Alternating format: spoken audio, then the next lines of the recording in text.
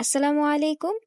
আপনারা অনেকেই বলেছিলেন যে লাউয়ের স্ত্রী ফুল এবং পুরুষ ফুল কোনটা সেটা বুঝেন না বা চিনেন না। তো আপনাদের বোঝানোর সুবিধার্থে আমি এখন আপনাদেরকে লাউয়ের স্ত্রী ফুল এবং পুরুষ ফুল কোনটা সেটা দেখাবো এবং কিভাবে পরাগায়ন করতে হয় সেটাও দেখাবো। আপনারা অনেকেই জেনে থাকবেন যে লাউয়ের ফুল ফুটে বিশেষ করে সন্ধ্যার দিকে, আর সন্ধ্যার সময়টা হচ্ছে পরাগায়ন করার সঠিক সময়। আমি এখন আগে আপনাদেরকে দেখিয়ে নেই যে লাউয়ের স্ত্রী ফুল কোনটা। এই যে ফুলটা দেখতে পাচ্ছেন, এটার নিচে একটা লাউ ধরে আছে, এই যে দেখছেন লাউ ধরে আছে, যেটাকে আমরা ডিম্বাশয় বলে থাকি, এটা হচ্ছে স্ত্রী ফুল। আর আমি ওই জায়গা থেকে একটা ফুল ছিঁড়ে নিয়ে এসেছিলাম, এই যে ফুলটা পরাগায়ন করানোর জন্য। এটা হচ্ছে পুরুষ ফুল। এটার নিচে কোনো প্রকার ডিম্বাশয় নেই বা লাউ নেই। এই যে দেখেন দুইটা ফুল যদি আমি একত্রিত করি, এটা হচ্ছে স্ত্রী ফুল এবং এটা হচ্ছে পুরুষ ফুল। এখন আমি যেভাবে পরাগায়ন করব সেটা হলো, লাউয়ের ফুলটা ছিঁড়ে নিয়ে এসে আমি কাছ থেকে একটু দেখাই যে দেখেন ভিতরে কিন্তু রেণু আছে। এটাকে আস্তে আস্তে পাপড়িগুলোকে ছিঁড়ে ফেলতে হবে। এটা তাড়াহুড়ার কোনো কাজ নয়, এটা ঠিক আস্তে ধীরে এটা করতে হবে।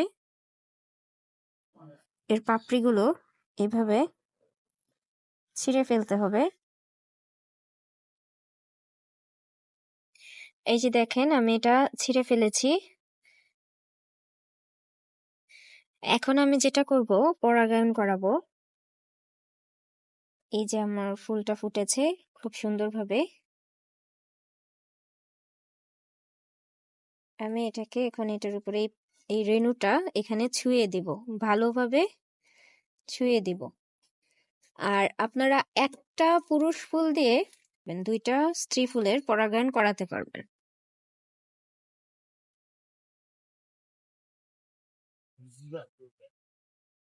পরাগায়ন করানো শেষ।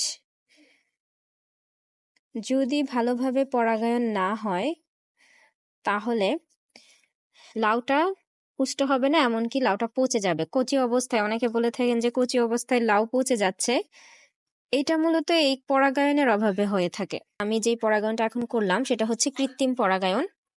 সাদা ফুলের প্রতি অনেক পোকামাকড় আকৃষ্ট হতে চায় না। পোকামাকড় গুলো অনেক সময় রঙিন ফুলের প্রতি আকৃষ্ট হয় বেশি, সেই জন্য লাউয়ের পরাগায়নটা হতে চায় না বা হয় না। তো এইভাবে যদি আপনারা পরাগায়ন করেন, সবগুলো যে পরাগায়ন সঠিকভাবে হবে তা না, কিন্তু অনেকটাই আপনারা ভালো ফলন পাবেন। এইভাবে পরাগায়ন করলে ফলনের মাত্রা অনেক বেড়ে যাবে। তো আশা করি আপনারা বুঝতে পেরেছেন। সবাই ভালো থাকবেন। আল্লাহ হাফেজ।